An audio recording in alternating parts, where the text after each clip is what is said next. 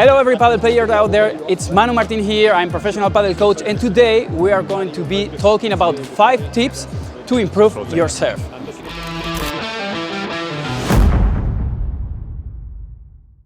Okay, let's go with the first tip, and we have some help. The first one is about the location, the positioning when you're serving. Some players are serving too close to the middle of the court, and some of the players are too close to the side wall. In your opinion, or when you're playing, what's your perfect location to serve?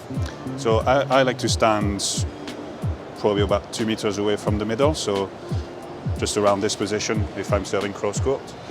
If my partner is in an I formation, for example, I would probably move closer to the middle so I can run across a bit quicker. But yeah, I don't want to be too close to the glass. Just want to be in a perfect position for me to run to the net and cover my space. Now I have a question for you. What do you think about serving from here? Serving so close to the side wall? I think it can have a tactical benefit, so it enables you to get more angle on your serve. Perfect. However, when you're doing that, you have to bear in mind that you're going to need to be quicker going into the net, and then it's probably helpful if you tell your partner as well. Perfect. So it's interesting, when you're closer to the side wall, you have more angle to find, for example, the backhand and the side wall. Some players struggle a lot when they're returning with the back, but yeah, the problem is just the middle of the court, so you have to run faster to stay close to the net. So yeah, let's go. Let's move on to the second one. Well, the second tip is about the height of the ball. Well, the rules say that you cannot touch the ball above the waist. But some players misunderstand the hips with the waist, okay? And it's not the same, as you can see. He has some advantage against me or against her. So it's interesting. Can you show me how you serve, please? Yeah. Okay, that will be the best serve that you can do. So in my opinion, if possible, try to hit the ball as high as possible, always below the height of the waist. Let's move on into the third tip. It's about, well, we were discussing this before. One of the most common mistakes with the beginners when they begin to play paddle is serving, then they are watching if the ball goes in or out, and then they run to the net. So that's a problem. What do you think about this mistake? I think, yeah, it's very, very frequent in paddle, and it is important. As soon as you've hit that ball, you're straight in. You try and lean in to the serve and into the court.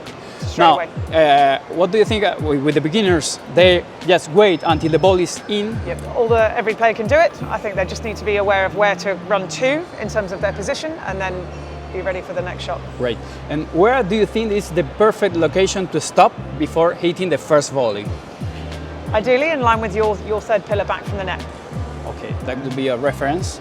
Okay, great. Then remember always, the best situation will be serving, running, and stopping. If the ball goes out, then go back. It's not as difficult like in tennis. Some players who comes from tennis have that, that fear about putting the ball in. But in paddle, it's quite easy. So serve, run. If the ball goes out, go back, and let's go with the second one. Well, we are going with the fourth. The fourth tip is about the spin. Which spins do we have in paddle? So for the serve, I use backspin. Okay. Or flat. I don't never use topspin, obviously, because otherwise the ball would be bouncing too much.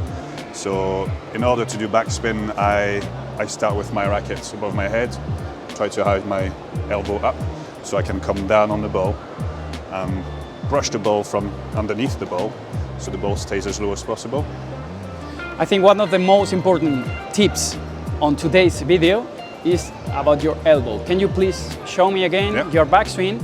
This is very, very important, mostly because you're so tall, so your ball is going really from very, very high. But now the trajectory of the racket will be from up to down, so you can put more spin, more backspin into the ball. So remember, the elbow has to come really high as possible. If you can see all the professional players, all day have the elbow really, really high. And you can see here this 90 degrees angle which helps you a lot to use that back spin. So when the ball is bouncing over the side wall or over the back wall, really is falling down because of the spin. So really interesting back spin when you're serving.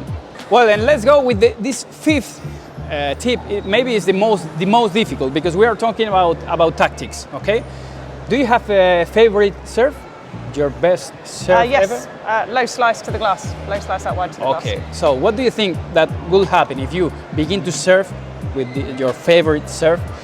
The first game, the second one, then you're serving like that for 1 hour. What do you think that your opponent will do? Oh, they're going to enjoy it. They'll get used to it. You know, they'll guard that space that I'm playing into, and yeah, it takes away the advantage from me. So my recommendation is, okay, you know that you have a powerful serve, and your favorite serve, keep it just for the right moment to use. For example, your 30-all, we're playing, imagine, with golden point, with the gold point. 30-all is a really tough situation because if you're 30, 40, you will feel uncomfortable. So then that's the moment to use it. Or sometimes it's even very interesting to be all the time watching, observing your opponent, because maybe you can find any weakness, so you will use it in the right moment, not all the time, because your opponent will get used to your weapon. So this is quite difficult, but if you as a couple can talk each other, just to notice your partner, okay, I'm going to serve to the side glass in the right moment, you will be playing as a team, not as a player. So thank you very much, guys. Thank you guys for your help. Thank you very much. I hope you really appreciate this tutorial in English for this channel. And once again, thank you very much for your help.